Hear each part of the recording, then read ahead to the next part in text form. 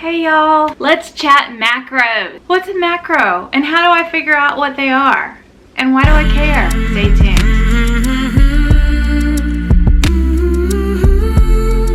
Okay y'all, so I'm going to say that you have already watched my Bariatric Keto overview video. So I'll link that up here.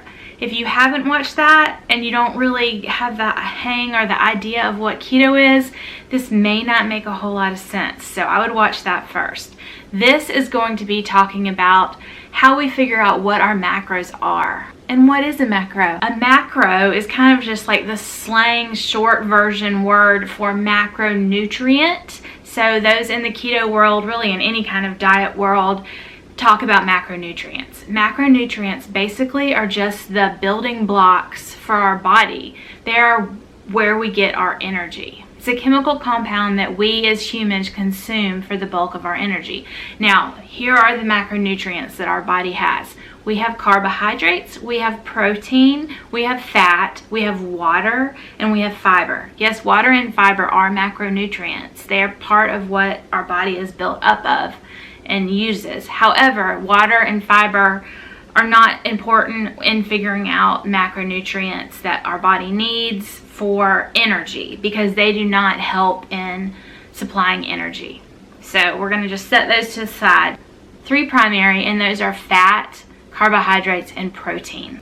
Protein is built up of a whole lot of different amino acids, and those are very, very vital to our bodies. They are essential. Essential meaning we cannot live and function without protein. We have to input protein into our body. The next one is fat. Fat is also essential. We have to intake fat for our body to function correctly. We absolutely have to. Our body cannot generate fat. It cannot generate protein. It has to be taken in. We need those amino acids. We need those fats. And one of the reasons for fats is our body runs on hormones. We have so many hormones, and I'm not going to go into science with any of this. I'm trying to not be sciencey at all, but those hormones are vital, and a lot of them are fat soluble, and if we don't have fat, then those hormones are not working right for us, and that's a big deal. So, essential. Fat's essential, protein's essential. You know what's not essential? Carbohydrates.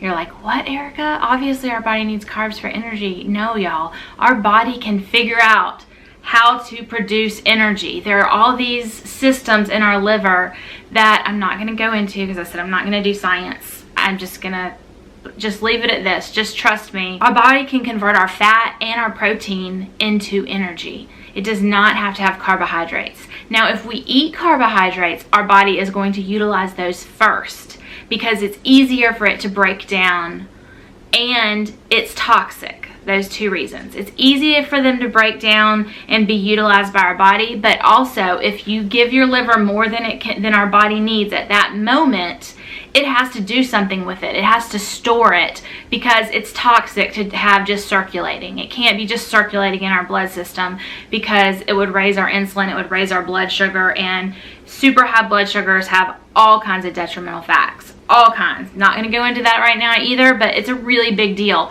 So just like if our body ingests alcohol, if we ingest alcohol, our liver has to process alcohol before anything else because it's toxic. It has to process it.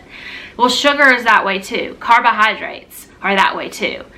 If we take in any more than we can use at that moment, our liver has to do something about it. So that's just a little peek on that. And if you want me to go more into the exact science of all of this stuff, I can at some point, but I don't think it's that relevant to the majority of us. The majority of us just want to know what is it and how do I do it, right? All right, so now we're kind of all on the same page. We all understand that any type of diet is made up of these primary macronutrients. Whether we eat the standard American high fat, high carb, high process crap diet, the sad diet, standard American diet, it really is sad. Whether we eat that or we eat keto or we eat South Beach or we eat, I mean, there's a million different diets out there. They all are made up of your macronutrients in some order. right? We understand what macronutrients are, right? We understand it now. We know that every diet is comprised of macronutrients. The keto diet specifically is focusing on a lower carb macronutrient and a higher fat and higher protein. Because we have had weight loss surgery, we're focusing a little bit more on the protein, and we still want to get good quality fats, but the protein is non-negotiable. Remember, your protein amount that your doctor set, or if you don't have that, the one I can help you set, that's non-negotiable. We have to get that every day. Next is carbs. Carbs we're going to set at 20 for at least the first month. We can talk about that later if we want to talk about adding some more in to see if your body handles it. But for now, 20 carbs is what you're set at. 20 carbs, okay?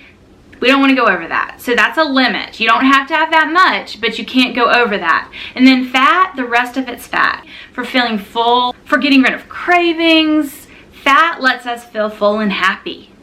And there's a lot of really good healthy fats out there.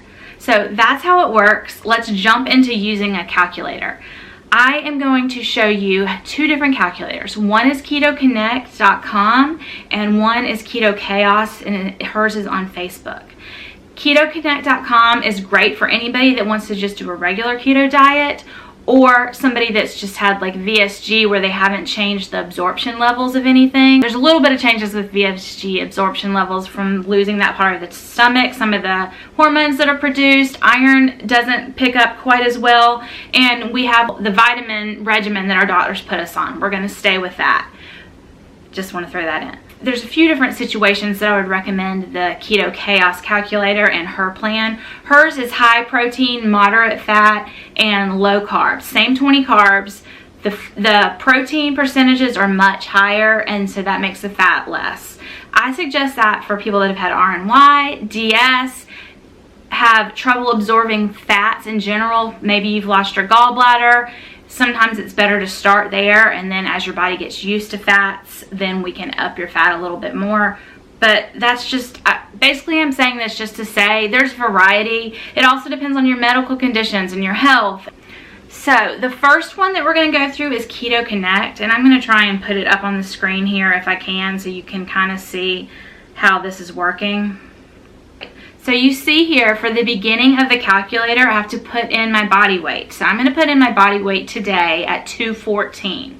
Another thing, just a quick caveat, as we lose weight, we need to redo these calculators if we're going to try and stay within our macros, because if you've lost 30 pounds, your body weight is obviously not the same as when it started. So every once in a while you want to redo these macros. Okay, so my body, I'm using KetoConnect.net, going into their calculator. I'm going to put it up here on the screen. So I put in my body weight, 214, and then enter body fat percentage. Okay, how do you know what your body fat percentage is? The most accurate is to go have a DEXA scan. Now they're expensive, they're hard to find, they're not everywhere. The next easiest way is, I'm going to show you a couple charts here, and I'll tag them down below that I found online.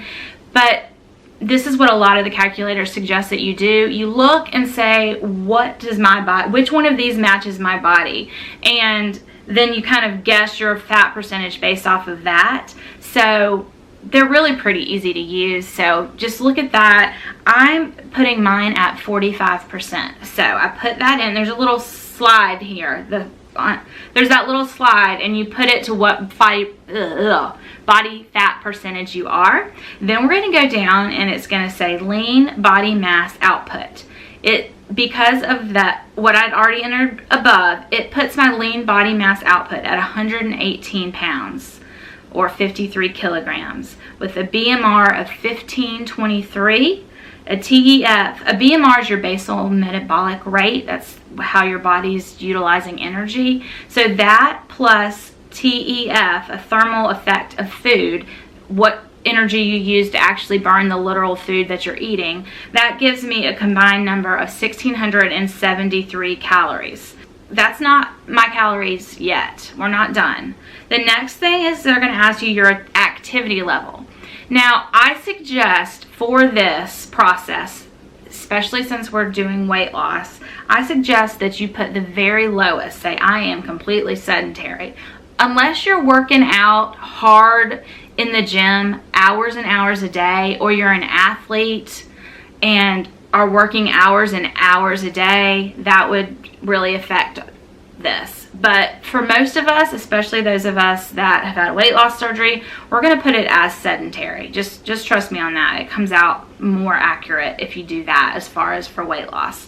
And then next, it says my total, because I didn't change it to burn more calories, it's still saying my total daily expenditure would be 1,676 calories. All right, then the next thing it asks is, do you want to lose weight, maintain weight, or gain mass? All right, I'm gonna say that I want to lose weight, and this is where you put your deficit, which means how many less calories you're gonna be eating, you know, your deficit calories. If you wanted to gain weight, it would be a surplus of calories. We're wanting to lose, so it's gonna be a deficit of calories, because calories do matter at the end of the day, y'all. So I would put the deficit in general at 35% for weight loss. So put it at 35% for weight loss. However, if you are newly out of weight loss surgery and you know you're not going to be able to eat that amount of calories that a 35% deficit would be, let's see, mine at a 35% deficit says I should have 1,089 calories a day. Well, I'm having trouble getting that much in right now, so I'm going to move my deficit up to 46%, and that puts my calories at 905 calories a day. Okay, so 35% in general, if you're able to eat a relatively regular amount, if you can get in the amount of calories the 35% deficit gives you, I would suggest using that. But since I'm only 7 weeks out, I put mine at 46, and then as I'm able to eat a little bit more, I'll change it back to 35. Because I checked both, I'm giving myself that range. So I know I can have up to about 1,100 calories, but I definitely want to try and get the 905 to meet that. Because if I eat any less than that, then it's just too much of a deficit. You really, really need to get to the range that's appropriate for your size and your body. Does that make sense? Hopefully that makes sense. All right, so this next section is where we adjust for protein, okay? So I set mine at 0.7 based off of what my surgeon said, and this is still giving me a little more protein than my surgeon said I needed at a minimum.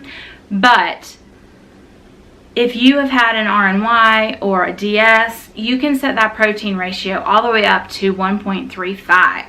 So again, it depends on what your surgeon recommended. For me, the 0.7 ratio turns out to a protein load of 82 grams, and my surgeon said to get over 70. So I'm going to leave mine at that 0.7.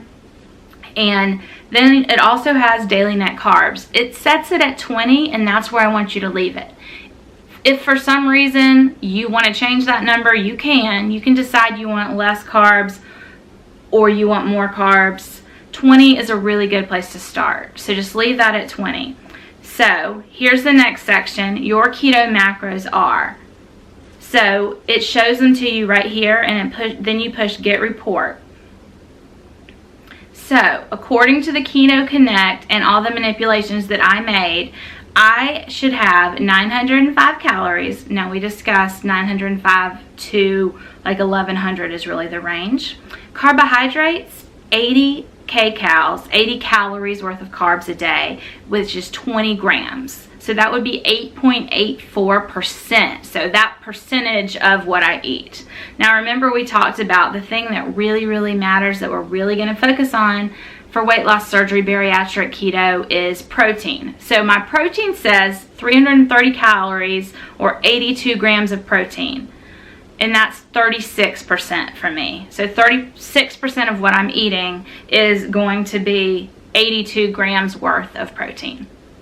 All right? So that's primary. Every single day I have to get that amount. My surgeon gave me a range of 70 to 90, and I'm fine with that range. So 82 is right in the middle of that range, and I'm okay if I get all the way up to like 100 protein. That's really going to be fine for me. So it's, you know, there's a little bit of range, but you can't go below your range. Does that make sense? So there's a minimum, and eventually there would be a maximum, but we don't want to go under. So next would be my fat. The remaining calories would be from fat. So that would be 55 grams of fat, or 54% of what I eat. Now, let's go over one more time. The protein is what really matters. So 82 grams of protein, that's going to be my non-negotiable. Then I'm going to add in carbs, and I want to add in carbs from healthy carbs like veggies, like green veggies, broccoli, cauliflower, asparagus, Brussels sprouts, green leafy veggies, spinach. Spinach is a great one. Next would be fat, and we want to get our fat from as healthy sources as possible. On the screen now is Keto Chaos. She has a Facebook group as well as a YouTube channel. She's really great. Did not have weight loss surgery, like I said, but she follows a high protein plan, a high protein, less than 20 carbs plan. So it's appropriate for many people in the weight loss surgery world. So let's talk about this one. Here's the chart. I'm gonna put it up here in front of my face. So she has a chart, and basically there's a keto for fat loss for females and keto for fat loss for males. She also has charts if you're wanting to be in maintenance or if you're wanting to build. Those are available too on her page. But for the purposes of this video, we're talking about weight loss. So for me, let's go over it. I'm 5'4", so I would go down to 5'4" on the female chart, which is pink, and then it tells you your goals. So for me, on this chart, according to this chart, it would be 1,248 calories, 112 grams of protein, 80 grams of fat, and 20 carbs. That's what she would recommend. And I really, really like this chart. I think it's great. The only change is going to be that we might not be able to eat that many calories, so we can change it percentage-wise back a little bit. So hers is definitely on the high protein side, definitely, but it's not too much protein at all. It's really not. So for so many weight loss patients, this is the calculator that I would recommend for a lot of situations. The Keto Connect one is great also. This one is a little bit higher protein, and it's just, she's already done all the breakdowns and just gives averages. So this is the easiest one to follow. So I just wanted to share it too. The next video is going to be how to take that macro breakdown and make a diet out of it. Like go through a day of how you figure out what you're gonna eat. So that's what we'll do tomorrow, and hopefully that will help explain this that much further. I don't want this to get too long, so we'll do that tomorrow.